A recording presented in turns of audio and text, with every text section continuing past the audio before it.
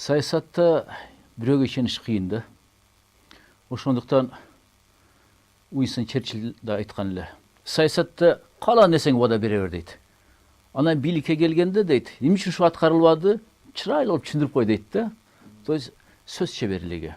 Эми бул жерде бир эле сөз чеберлиги эмес, бул жерде эми элди алдоодо болуп атат да. Жакшыдан бир сөз бар. Дайыма элдин бир катмарын алдаса болот. Бирок жалпы элди эч качан алдай албайт. Ошондо биз көрүп турабыз бул жерде. Эми бир эле экс-президентке эмес, мен ойлойм, СТПКга да уят болуп атат азыр. Эми КПССнин ролун аткарам дегенде, коомду башкарам дегенден кийин эми тартип болуш керек да, маданият болуш керек, этика болуш керек. Бул жерде азыр эмеде болуп атат да. Хрущевду эстесек, Сталин аны көтөрдү.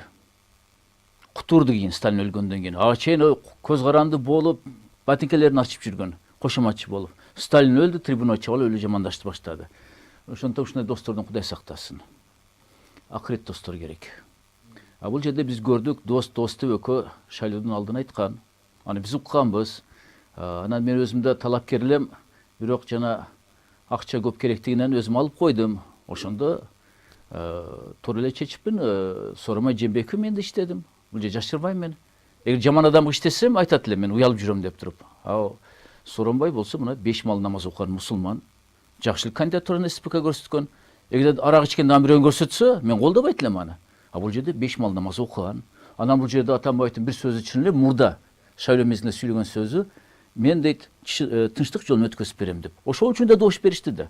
Жөн эле бир эле ушу жана милдет кылып атат да. Мен сени алып келдим бийликке, сен айтканымды кылбай атасың деп туруп. Андай кукла президент бизге керек элеби? Анда мен да иштебейт элем анда, андайын билгенде. Жөн мен билет элем. Анткени Кудайга шүкүр аталарыбыз дос эле. Эштам Шарип аке ушуну тарбиялаган эле бардыгыны. Жусуп аке да канча кызматтарда иштеди, азыр да иштеп жүрөт. Сооронбай да мына экөөбүз доспуз. Азыр көп таң калышат. Сиз кызмат алганы кошуматчылык кылып айтып атасыз дос деп туруп. Жок. Ал президент болуп төрөлгөн жок. Ал жөнөкөй адам эле, кийин чогуу депутат болгонбуз, аталарыбыз, энелерибиз дос эле. Бул жерде эч кандай андай кошуматчылык жок. Президент болсо мына көп болсо мына 2-жыл кетип атат. Эгерде бүгүн мен ал мен досум деп чыксам, анда айтса болот эле кошуматчысың деп туруп. Жок. Биз кичинебизден бери мына аталарыбыз бизди жакындатып, анан ошондо шайлоого чыкканда да мен ушу нерсени дайыма айтып жүрөт элем. Тынчтык жолу менен биринчи жолу Кыргызстанда бийлик өтүп атат, түндүктөн түштүккө. Анан эч кандай төңкөрүш жок буякта. Ошол үчүн Сооронбай Жээнбековду колдоп бергиле. Экинчиден болсо 5 мал намаз окуган президент али Кыргызстанды башкарган жок да. Баарын айтышат көбүшчү эле деп туруп. Ошон үчүн жана 2011 жылы Акуйдо мечитти ачылышына себепчи болсом да, экинчи маселени мен чечтим. Анда спикер төрагабыз Ахматбек Келдибеков эле. Биринчи мечит ачылганда да ал түз себепчи. Айтканды жок дебей, сразу мечитти мындай ачтырып, помещение берип, өзү ачылышына келип, анан экинчи кат сура жолдогом. Урмактуу төрага деп Ахматбек Келдибековге. Шу жылга чейин, ушул күнгө чейин Акуйдо дайыма спирт ичимдиктер сатылат. Арак, сарак, коньяк, виски, пиво, сива баардыгы сатылат. Эми өтүнүч сизге. Мечит ачканыңызга Аллах разы болсун. Эми ошо тыюу салыңыз десем, бир кол коюп туруп, ошондон бери Ахматбек Келдибеков спикер болгондон бери Акуйдо буфеттерине кирсең бир да спирт ичимдик жок. Не то что вино, арак, коньяк, виски, пиво жок. Ошондуктан бул жерде айтып кетиш керек, биринчи жолу 5 мал намаз окуган президент келди Кыргызстанга. Эмнеси жаман? Эгерде бир алкашты Атамбаев сунуштаса, же бир аферистти, коррупционерди, анда кечирим сураса болот эле. Урматтуу элем, кечирип койгула. Мен бир аферистти келип алыпмын деп. Сооронбай Жээнбеков кандай претензиясы бар? Мен ойлоп атам, бул бир эле нерседен чыгып атат. Ал Сооронбай Жээнбековду СПК партиясын көрсөтүп атканда президенттикке, ал ойлоду. Бул унчукпайт жок. Чын эле Сооронбай Асылбектен айырмасы, Аяшин менен айырмасы көп сүйлөбөйт. Ойлоду окшойт, ушул айтканым кылат деп туруп. Мен башкарып жүрө берем, мен кулум болот, анткени мен көрсөткөм деп. Жок, андай болуш керек эмес. Ошондуктан бүгүнкү Атамбаевдин сөздөрү эми таң калам да. Кичине мындай ойлонуш керек да. Элден кечирим сурайм дегенмен өзүнүн аброюн төгүп атат да. Любой адам айтат, сен мен ненормальныйсыңбы? Ошо 2017 жыл каякта элең? Башың каякта эле деп туруп. Мына бүгүнкү күнү Атамбаевдин биринчи кезекте өзүнүн душмандары сүйүнүп атат. Экинчиден болсо өзү мына бир команда болуп барып шайлоого Сооронбай Жээнбеков менен. эми Сооронбай Жээнбековду колдогон СДПКнын мүчөлөрү Атамбаев каршы болду. Жана СДПК Атамбаевсиз деген кыймылды ушунан чыгып атпайбы? Өзүнүн СДПКнын мүчөлөрү да. Ошон үчүн булар КПСС боло албады. Мен дагы бир жолу Сооронбайды осуну айтып кетет элем. СДПК рахмат айт, Атамбаев баш болуп тур. Рахмат, мени көрсөттүңөр президенттикке. Мени эл шайлады бирок. Эми конституция боюнча мен СДПК эч байланышым жок. Элиме кызмат кылайын деп туруп кутулуш керек булардан. Бул жакшылыкка алып келбейт. Бул азыр бир жолу айтты, эки жолу айтты. Кимди кечирим сурап атат? Билбейм мен аны кимден кечирим сурап атат. Анан бир сөздү угуп калдым.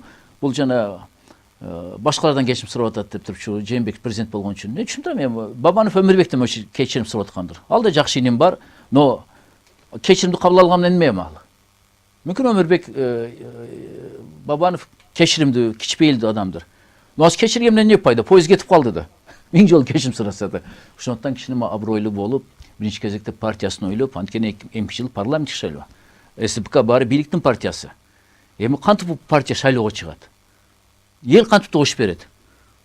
Өздөрү ичинен бөлүнүп атса, өздөрү ичинен бири-бирин уят кылып атса, жана мусулманчылыкта жакшы сөз бар. Эми мен мурда айтсам көбү таарынат эле, Атамбаевди бир сындап койсом, мага каршы чыгышып, Атамбаев да мына сизге окшоп намаз окуйт деп. Мен ошондой айткан элем. Мына мечит ачылды Акүйдө 2011-жылы. 2015-жылы менин парламенттик мөөнөтүм бүттү, депутаттык мөөнөтүм. Бир жолу да жума намазга түшүп койгон жок, же жөнөкөй намазга. Анан мени сураганда мен Калпачитти билбейм, жаман көрөм. Айтам, кечирип коесуңар дедим. Ар жума намаз Акүйдө окулуп атат. Но бир жолу да президентти көргөн жокмун.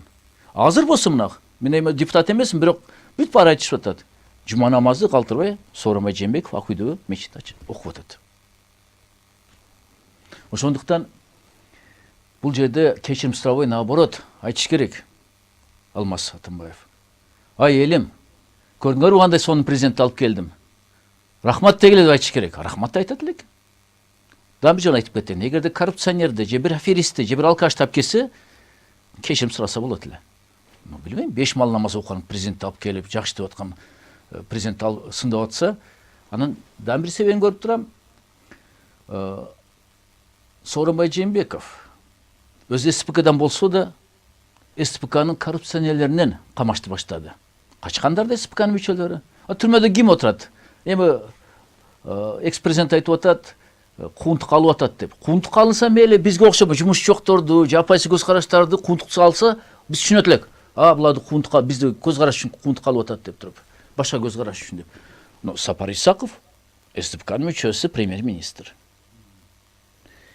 Эки мэр Ибраев Кулматов, СДПКнын мүчөлөрү өкөдө борбордун мэри болуп турган. Булар кантип куунтук алынат? Кайсы сөздөр үчүн куунтук алынышты булар? Иштер үчүн булар камалып атат. Алган акчасын ордуна койсун, жазасын алсын. Мына ошо. Эгерде булар менен күрөшпөсө, Атамбаев чыкпайт эле. Анан жана Атамбаевдин шопуру Илмиянов Икрамжан. Ал да СДПКнын мүчөсү, ал да камалыкта отурат. Мен ойлойм, бул жерде тескерисинче Сооронбай Жээнбеков эрдик кылды. Мен мисалы элестетип көрсөк, бирөө башка партиядан өтүп туруп президент болуп туруп, анан өз партиясы мүчөлөрүн түрмөгө отургузуп баштаса, кармагандарды кармады отургузду, качкандар качып кетти. Башка партияны элестетиш мүмкүн эмес. СДПКдан чыгып туруп, бийлик партиясынын, өзү бийлик партиясынын өкүлдөрүн түрмөгө отургузуп атат, качкандар да мына издетип атат. Мына даже кийинки мэрди кармап келишпедиби, шопурду кармап келишпедиби, башка өлкөлөрдө. Ошондуктан бул жерде мен элиме кайрылат элем. Бул жерде мына чындыкты калыптан ажыратышты үйрөнөйлү. Президент жакшы, Кудайга шүкүр. Анан кийин 6 жылга шайлап алып туруп, 1 жыл өткөндө эле экс-президент сөзүнө ишенип алып, бул жаман кетсин деген сөздөргө мен кошулбайм. Убаданы президенттик мөөнөткө берилет.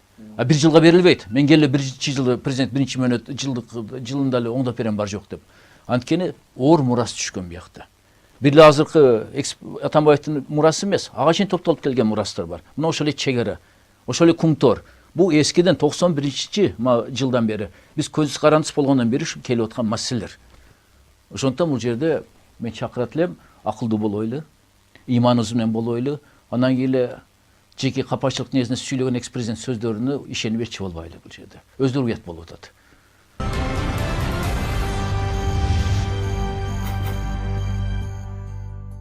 Мен ойлопмун, биринчи аксылыктарга Куран окутам десем, ойлопмун, ушу барып аксыга. Ошол жерде топтоп туугандарды рахматын айтып, көңүлүн айтып, ошол жерде Куран окутат деп. Мен билбепмин форумда окутканымды. Үчүнчүдөн болсо, эми жакшы нерсени айтып, жаман нерсени кошуп салыш бул саясий мындай уяты жоктукка кирет да. Бир себептен чогултуп, анан башка нерсени айтып салуу. Бул жерде кичине Кудайдан коркуш керек да. Анан чөйчөктү 2 граммдык дегенде мен да уктум. Ага чейин мына Улукбек Кочкоровдун көзү тирүү. Ал жана башка депутаттар сурап калчу эле. Ажеке дейт, сиз президентке киргенде арактын рюмкаларды көрчү элеңизби деп. Таң калат элем, жок дедим. Мен кирсем, Куран-ы Карим турат, хадистер турат. Анан жакшы сүйлөшүп, анан тарынса тарынат дедим. Бирок жакшы мындай пикирде сүйлөшүп экөөбүз дос катарында. Алмаса Атамбаев менен дос менен. Бирок президент болгондон бери дос болбой калдык. Азыр да көп айтып атат, мен бирок ушу күнгө чейин Сооронбай Жээнбековдун же үйүнө өтүп барган жокмун, же кабинетине кирген жокмун. Ошондо мен бул жерде дистанция кармайм. Анткени ордуму билем мен. Президентте жумуш көп. Анан дос менен кирип алыштан жаман көрөм. Бирок Атамбаев өзү чакырганда 2 жолу киргем. Ошондо мен көргөн жокмун дедим, чөйчөктөрдү, бутылкалар көргөн жокмун дейт. Бирок ошол мезгилде Улукбек Кочкоров айтып чыкты. Мен киргенде дейт, 100 грамм ичели деп куюп берчи эле дейт. Мен ичпейм деп туруп алгам дедим, өзү иччи эле дейт. Башка депутаттар да айтат, намаз окугандар. Биз кирсек дайыма дейт, бутылка, стакандар турат эле дейт, рюмкалар турат дейт. Ошондуктан бир адамга өзүнчө подход жасоо бул да бир саясий чеберчилик. Мен келсем албетте аны катып коюп Куран чыгарып коет эле. Эми болсо азырма сөз айтып атканы мен ишенбейм. Анткени бул үй бүлөнү мен жакшы билем. Жана айтканымдай Аяштам эми атам экөө совет мезгилинде жетекчилер да ичип койчу эле. Бирок балдары бар 5 мал намаз окуп атса. Аяш экен баш болуп Жусуп аке, Асылбек акыры ортодо Сооронбай баары ажылык зыярат аткарып келишсе, ажы болушса. Ким ишенет ошого, ажы ичип атат десе. Мына мисалы мен да акыркы жолу колума чөйчөктү 96-жылы кармагам. Ошону мен намаз окугандан баштап таштадым мен. Ошондо бүгүнкү күнү ичпеген адамды ичти десе, мен мусулман катарында ачуум келет. Анткени Аллах Таала да буйруган.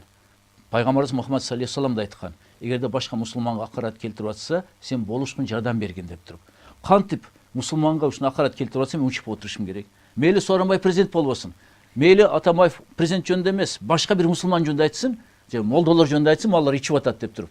Мен каршы чыгат элем. Ошондуктан бул болбогон нерсени жарыялоо бул абийирин түшүрүү президенттин. Өзүндө абийир түшүп атат. Көп эле азыр окуп атам соцсеттерде, тармактарда. Эми ушунду айтабы деп туруп, аял кишинен жаман экен деп туруп.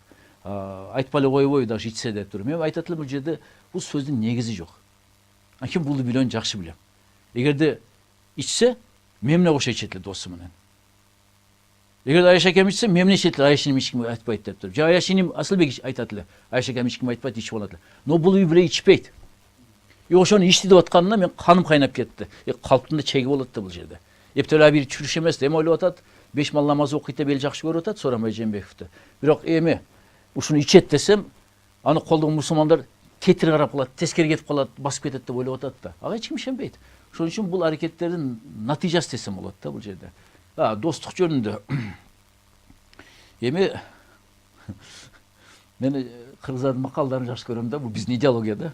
Келинде кайнесини коркутат дейт го, кетем деп туруп. Эми бул себеби түшүнүктүү. Эгерде Сооронбай сен түрмөдөн чыгарбасаң, ошол сөзүнө чыгып кетпедиби? Күнөөсү отурат деп премьер-министр, Бишкектин мэрлери, Шопурун баарын айтып атат, күнөөсү отурат деп туруп. Карап көрсөң, бир башка адамды айтпайт, өзүнүн айланасындагы адамды айтып атат экс-президент. Ич болсо Текебаевди кошуп кой, ич болсо Садыр Жапаровду кошуп кой, ич болсо башкаларды кошуп кой. Ошондо эл ишенет эле, бул чындыкты сүйлөп атат, акыйкат экен, чынчыл экен деп туруп. Только өзүнүн айланасын айтып алып туруп, анан ушулар бегүнөө отурат деп, анан кийин айтканын кылбасаң мен сага пайса чыгам деген сөз бул. Жана кереге сен ук, кереге сага айтам, келин сен ук дегендей да. Азыр мен кетем, апайсы чыгам деп, ким ишенет? Апайсы болсо ким ээрчийт аны? Бийликте турган партия кантип апайсызга чыгат? Мен биринчи жолу тартуушум. Вообще бул башка өлкө айтсаң да таң калышат. Кантип бийликте турган партия оппозиция болот? Анда бийлик тапшырсын анда СДПК. Анда өкмөттөн баштап айыл өкмөткө чейин бүт СДПК анда кызматтарды бошотсун. Анан кийин оппозиция өтсүн. Анда ишенебиз, булар ыктыярдуу оппозиция өттү деп туруп. Анан бийлик отуруп алып туруп, мен оппозиция кеттим деген сөз, бул суу кечпеген сөз. Бул жана келин кайненеси коркуткандай.